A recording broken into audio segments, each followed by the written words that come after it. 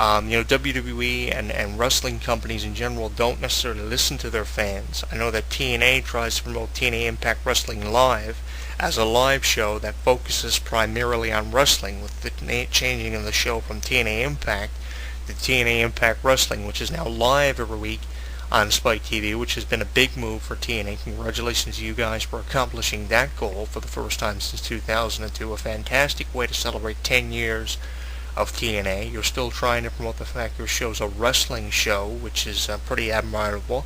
But wrestling fans are correct with their analogy of what WWE has become. You'd never see these promos that would last for about 20 minutes from someone who was going to be in a big pay-per-view match open up an edition of Raw.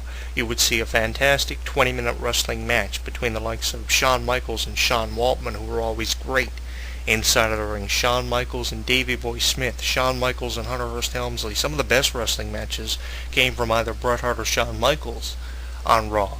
But I think that wrestling now is more about promos, theatrics, and things that are just story written. It's not about the wrestling aspect of the program. So wrestling fans are right with their analogies, and I don't blame radio shows and columnists for criticizing Monday Night Raw, which is supposed to be the flagship show of the WWE, for not having enough wrestling on the show. I believe if we were getting fantastic wrestling matches like we were getting from about 93 up until the late 1996, Raw would be a fantastic program and would have even higher ratings than they have. It's been a while since we've seen wrestling be the focal point of Raw. Now, we get a good wrestling match every once in a while on Raw. You might have a show, but here's the breakdown of it, really. You might have a show with 6 wrestling matches on the actual card, aside from promos and commercials. But you'd only get one of those 6 matches be a decent wrestling match that would go anywhere from 2 to 3 commercial breaks. Not all 6 matches on the show are going to be a 5-star presentation, because they save the 5-star presentation for pay-per-views, which is not necessarily right.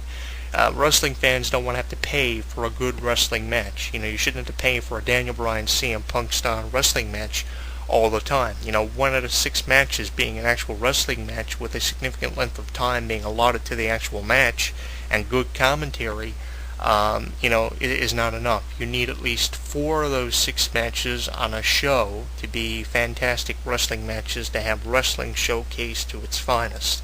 And throwing in there, you need good commentary, and they really need to change the Monday Night Raw commentary team to better the value of the product. You need actual wrestling and a good commentary team. You need to take Michael Cole off of the lead voice position of Monday Night Raw, out of the booth entirely. Leave Jerry Lawler there, and even bring Josh Matthews or someone from the past like the Coach back to commentate. I'd even sit through the Coach rather than Michael Cole. I know that Jerry Lawler's been calling virtually every edition of Raw. He's been there for almost every moment in Monday Night Raw's history, so you can kind of leave him there for his experience, but put somebody decent on the microphone and have decent wrestling matches, and Raw will be restored to what it really was. You won't have the same legends wrestling on a weekly basis like Stone Cold, Shawn Michaels, Bret Hart, all the factions that were a part of Raw, Sid Justice, Kevin Nash. You won't have those wrestlers wrestling. You'll be promoting your new talent initiative, but at least you'll be having fantastic wrestling matches, and you'll be having good commentary. One of the best commentators statistically right now, if you're to score their commentary ability on points, would either be CM Punk or Josh Matthews. Josh Matthews' stock, when he was commentating for Raw every week, I think was significantly evaluated and elevated to the heights of greatness. And CM Punk was one of the best commentators. He provided hilarity in his commentary, and he actually had tremendous insight when it comes to what actually goes on inside of the ring. He had just as much insight as a guy like Jerry Lawler, who's been involved with the wrestling industry for over 40 years. I think because of Jerry Lawler's experience inside of the ring and how much of the time he spent inside of the ring for his career really has allowed him to maintain a commentator's position and job with the WWE. And I think because of a failure on the part of the lead voices of WWE, or the alleged lead voices such as Michael Cole and Mike Adamle, because of failure on their part, that's why we've seen only one voice maintain a position as a permanent commentator, and consistently seeing a change in the voices at the commentators table every week. Even if you got to, bring back Jim Ross. Jim Ross and Jerry Lawler, or Vince McMahon and Jerry Lawler, are some of the best commentating teams in the WWE. Bring back Jesse Ventura and Vince McMahon as a sign that doesn't show up at enough wrestling events. We see bring back 80s wrestling, which is a decade that dominated because of presentations of wrestlers like Ric Flair and Hulk Hogan. We see those signs all the time at wrestling events, but we don't see enough bring back Jesse Ventura and Vince McMahon signs to the commentators table. One of the best matches that was commentated for a 3-hour edition of Raw was the Breakthrough Battle Royal.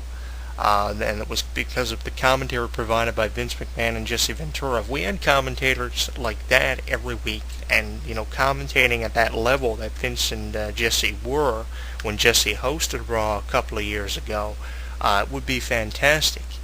But we're not getting that kind of commentating, and apart from that, we're not getting that kind of wrestling. So I think that if we had good commentating and good wrestling combined, regardless if Raw was an hour, 2 hours, or 3 hours, like they're going to be moving to following the presentation of their 1000th edition, which DX are advertised on. I'll get to that in a minute.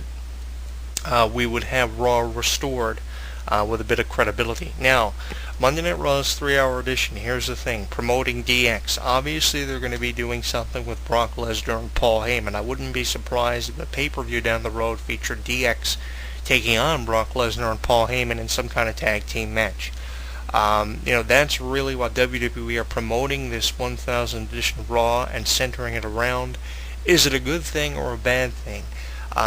We've seen DX be involved with Raw, and so many moments, hundreds of moments of Monday Night Raw's history have come to us from what DX used to do, especially in 1997, 1998. With the mature level that DX are at right now, and how much they have aged over the last 13 years, and Shawn Michaels embracing Christianity, maybe it isn't such a good thing to build the 1000th edition of Raw around the return of D-Generation X. It'll be the first time we have seen DX since WrestleMania 28, but with how much DX had been involved with the storylines and the creative process in WWE and Raw itself, maybe it is a good thing. But I'm not really interested in finding out what DX are going to do now that I think about it, because obviously what they're going to do is they're going to come out, they're going to get the better of either Brock Lesnar or Paul Heyman, if Brock Lesnar is even there. How much Brock Lesnar has limited himself to actually appearing on WWE television apart from pay-per-views is absolutely atrocious. I definitely think that Brock Lesnar should be on WWE more than once a month. I think that he's just trying to pretend to be a champion from the 90s, if anything, and wants to be a Shawn Michaels type individual from 96. I think that it's absolutely atrocious that his appearances on WWE television, Raw, SmackDown, and pay-per-views is absolutely atrocious. I think that he should be wrestling prior to SummerSlam, but he's not going to. And they're going to leave it up to Paul Heyman and Triple H to promote it. Paul Heyman's going to be the one who gets it over because his promos are so genuine. The only one that I would like to see open Raw in a promo is Paul Heyman, because everything he says seems so genuine. And if you're not Paul Heyman, then Raw shouldn't open up with a 20-minute promo. It should open up with an actual wrestling match. Brock Lesnar and what's going on with Triple H and how Shawn Michaels is going to tie into this kind of thing doesn't really need to have any involvement with the 1000th edition of Raw. You should leave it up to more legends than just DX. Promote this thing, and no doubt more legends are going to be featured on the show than just D-Generation X. It's going to be fun for fans who haven't seen them since WrestleMania do anything. Of course, the last time we saw Shawn Michaels and Triple H, it was during an exchange of respect that took place on the stage between all three individuals involved in the end of an era Hell in a Cell match. It's been a while since we've seen DX, so for those fans who have missed them, it's going to be a lot of fun seeing DX and what they're going to bring to the 1000th edition of Raw. But for fans who don't really want to see DX, and we'll rather see people like Ric Flair and Hulk Hogan, who are not going to have anything to do with the 1000th edition of Raw because of what they're doing outside of WWE.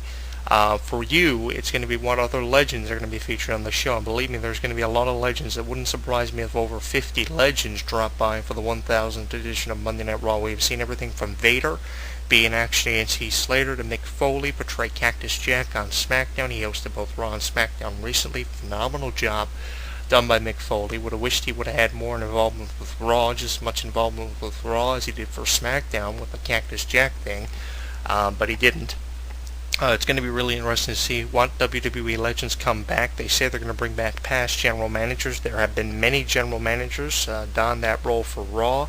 Everyone from Eric Bischoff right through to Mick Foley.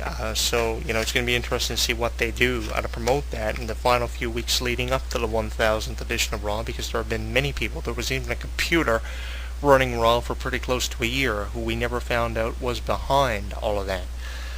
Would be kind of unique if they would unveil the anonymous general manager of Raw for the first time in about 2 years on the 3-hour edition of Raw. That would be kind of a twist to the storylines. It would be better than DX controlling the majority of Monday Night Raw. And DX